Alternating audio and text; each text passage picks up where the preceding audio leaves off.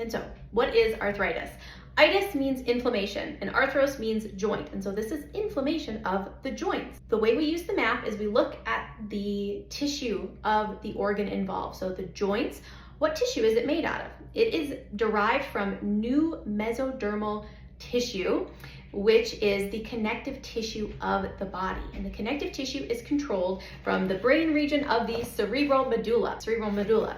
And so the conflict, we always have to look, okay, so what organ is involved, and we trace it back to the tissue type, and then we look at what is the purpose of this tissue? What does it do? So the connective tissues of the body give us structure and value.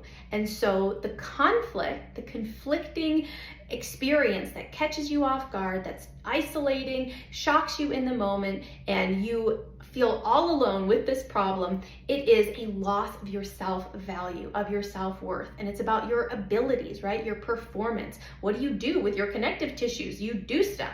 You pick things up, you run, you jump, you do things with your hands. And so if something occurs that was shocking to you, where you have lost your self-value, where someone criticized the work of your hands, or you tried to perform in some way and you were incapable of performing, devastation, loss of self-value, loss of self-worth. And when you're in that active conflict, there is breakdown of the tissue. That's how this is how this tissue behaves in conflict, is with erosion, necrosis, loss of tissue, so that the bone in that area becomes worth less. There's less calcium, there's less strength in the bone there. And then during the healing phase, so when you regain your self-value, when you're feeling better about yourself, when you have performed admirably and someone compliments you and your self-value is pushed back up, the tissue becomes stronger. That's the biological purpose, is to become stronger. So you know how they say, like, when you break a bone, it becomes the strongest bone in your body? That's how this works. So we break down that tissue, the tissue can condense, those bones soften, they get closer to each other, and then they reinforce and become stronger.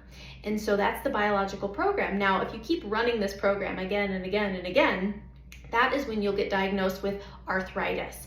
And so what does that tell us is that you've been running a self-devaluation program in that area. So which joint has the arthritis? Because every joint is associated with a specific type of experience. So the joints of the cervical spine have to do with an intellectual self-devaluation or injustice self-devaluation. The shoulders are about relationships. The elbows are about performance, our ability to hold on. Same thing with the hands, our performance, our ability to hold something, to have a grip, a handle on something, or the performance of your hand. The hip is about not being able to assert yourself or not being able to keep up with demands.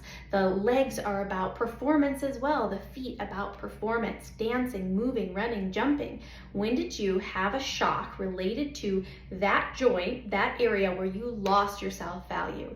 And ever since then, there are reminders. So the tracks are these reminders of that conflict. You know, so performing in your sport, that could be a track, or doing work at your job, or having, you know, someone criticize your work, that could become a track for you. So it doesn't have to be a shock every single time it happens. It just needs to be a shock once. That shock catches you off guard, again, highly acute, dramatic situation. Ooh, you feel all alone in that moment. It's like a devastation moment, right? That turns on that biological program. But then after that, little reminders of the environment, things that remind us of that situation, can turn the program on. So we have to figure out what joint is your arthritis in, and what self-devaluation conflict initiated it, and what are the tracks. So that's how we work it. That's how we try to figure out what led to this situation. So a person with chronic neck pain, this is really relevant in my work when I did full-time chiropractic work. You know, how are you feeling like a sense of injustice or an intellectual self-devaluation on a chronic basis? And you can pay attention to your compulsive thoughts, because when you're in a conflict, your psyche is compulsively giving you thoughts about that subject. And so that's just one example of how you can look for it. If you're always saying, oh, I'm so stupid, or oh, this isn't fair, and you notice when that comes about, that's how you can make these connections.